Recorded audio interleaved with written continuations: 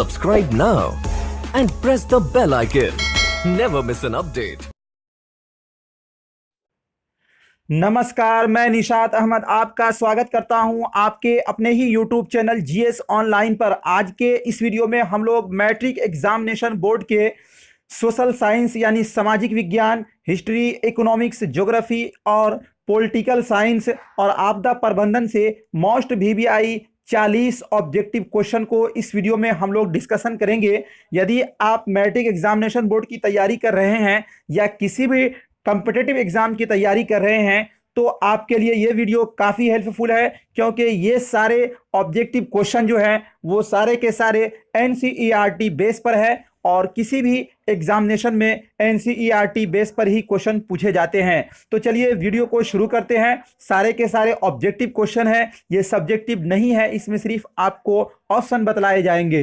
तो वीडियो शुरू करने से पहले आप वीडियो को प्लीज़ एक बार लाइक कर दीजिए, बाद में हम लोग भूल जाते हैं। तो सबसे पहला प्रश्न नंबर 1 है, रक्त एवं लौह की नीति का अवलंबन किसने किया। साथियों, ये 40 ऑब्जेक्टिव क्वेश्चन एंड में आपको बतलाना है कमेंट बॉक्स में लिखकर कि आपके कितने स्कोर हुए, यानी इस 40 में आपने कितना सही किया, कितने आप जानते थे। आप अपना स्कोर लास्ट में जरूर बतलाइएगा कि आपके कितने ऑप्शन सही हुए।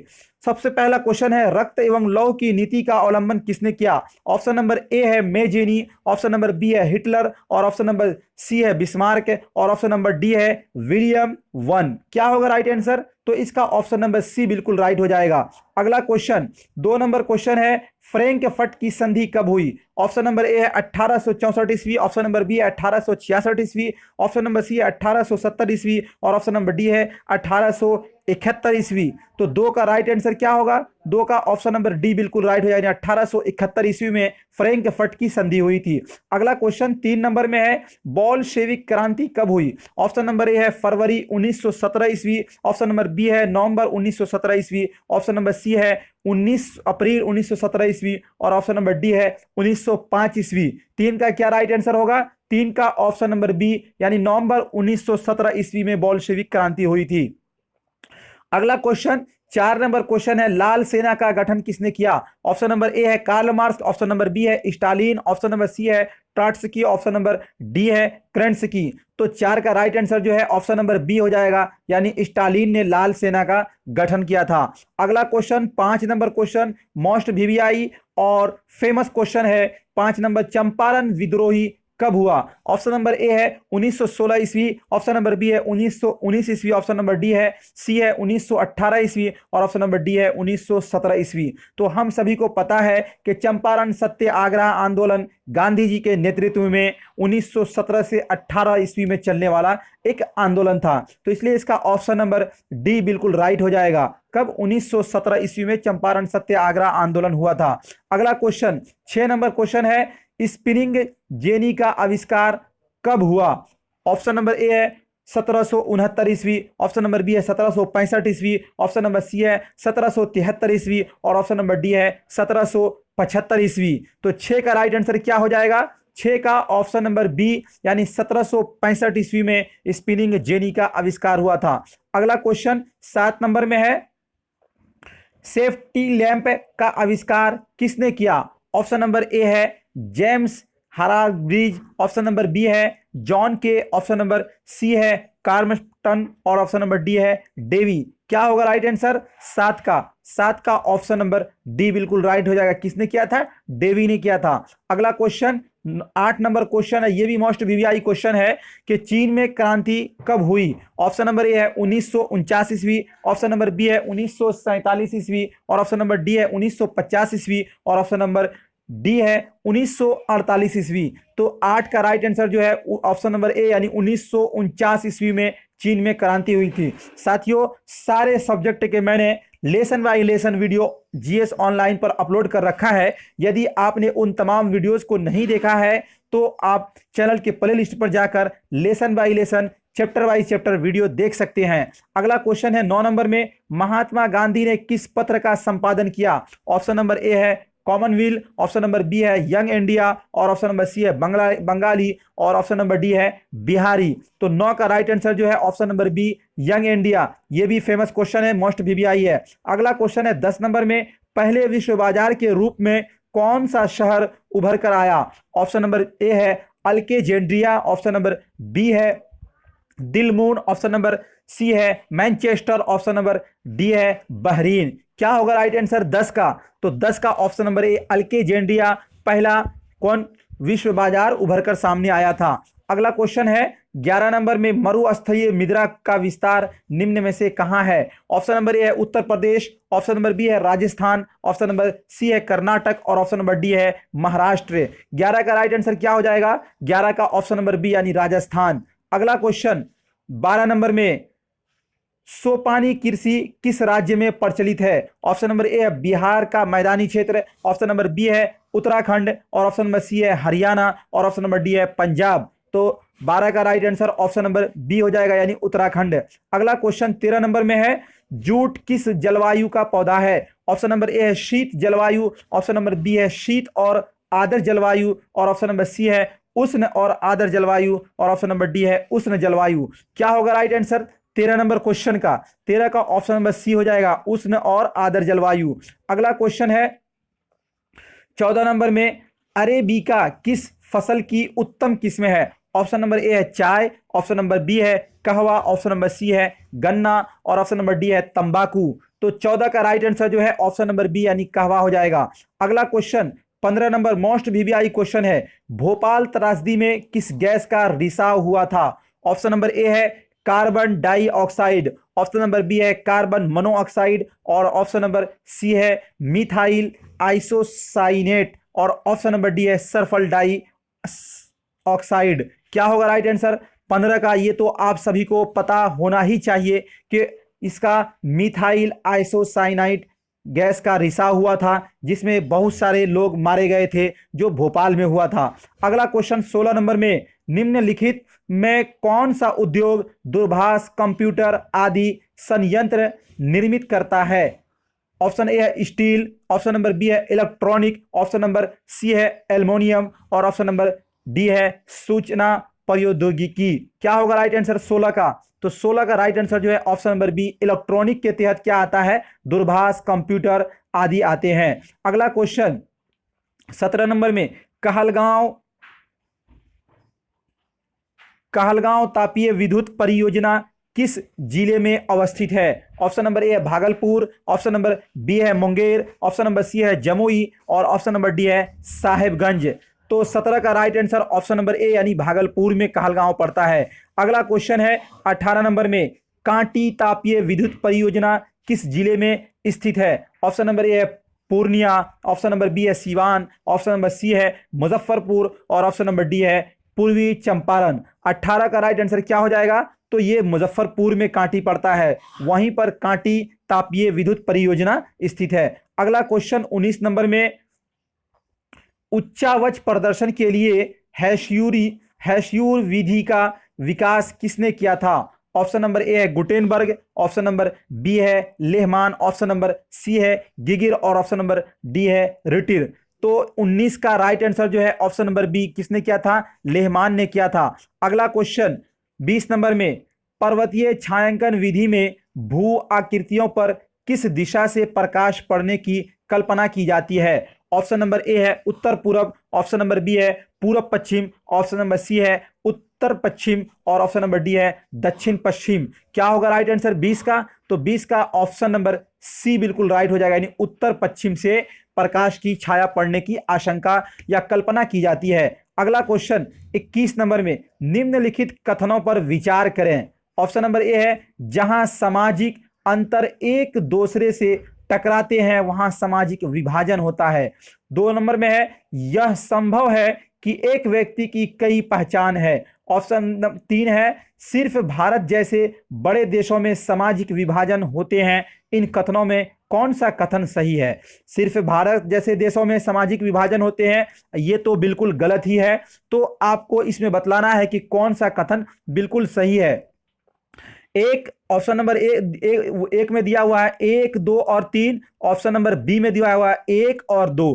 तो देखिए 1 और 2 को यदि हम गौर करेंगे, जहां सामाजिक अंतर एक दूसरे से टकराते हैं वहां सामाजिक विभाजन होता है। ये बात बिल्कुल राइट है कि जहां सामाजिक अंतर हो जाए वहां पर सामाजिक विभाजन भी होता है। यह संभव है कि एक व्यक्ति की कई पहचान हो, यह भी बिल्कुल संभव है। तो इसका जो है ऑप्शन नंबर बी बिल्कुल राइट हो जाएगा, यानी 1 और 2 जो कथन है वो सही है, राइट है। अगला क्वेश्चन 22 नंबर क्वेश्चन को देखिए, और 22 नंबर क्वेश्चन का क्या आंसर होगा। निम्नलिखित व्यक्तियों में कौन लोकतंत्र में रंग भेद के विरोधी नहीं थे? क्या थे? विरोधी नहीं थे, विरोधी थे नहीं बल्कि विरोधी नहीं थे। ऑप्शन नंबर ए है King Martin Luther, option number B है महात्मा गांधी, और ऑप्शन नंबर सी है ओलंपिक धावक टॉमी स्मिथ एवं John Carlos, option number D है जेड गुडी। तो 22 का राइट आंसर क्या हो जाएगा? तो 22 का ऑप्शन नंबर डी बिल्कुल राइट हो जाएगा, यानी जेड गुडी जो थे वो रंग भेद के विरोधी नहीं थे। अगला question 23 number most VVI question है ये भी, कि सूचना के अधिकार संबंधी कानून कब बना? ऑप्शन नंबर ए है 2004 ईस्वी, ऑप्शन नंबर बी है 2005 ईस्वी, ऑप्शन नंबर सी है 2006 ईस्वी, और ऑप्शन नंबर डी है 2007 ईस्वी। तो 23 का राइट आंसर जो है ऑप्शन नंबर बी, यानी 2005 ईस्वी में सूचना का अधिकार कानून बना था। अगला क्वेश्चन 24 नंबर क्वेश्चन है, नेपाल में सप्तदलीय गठबंधन का मुख्य उद्देश्य क्या है? ऑप्शन नंबर ए है राजा को देश छोड़ने पर मजबूर करना, ऑप्शन नंबर बी है लोकतंत्र की स्थापना करना, ऑप्शन नंबर सी है भारत नेपाल के बीच संबंधों को और बेहतर बनाना, और ऑप्शन नंबर डी है सर्वदलीय सरकार की स्थापना करना। तो 24 का राइट आंसर जो है ऑप्शन नंबर बी, यानी लोकतंत्र की स्थापना करना। अगला क्वेश्चन 25 नंबर में है, निम्नलिखित में कौन भारतीय किसान यूनियन के नेता थे?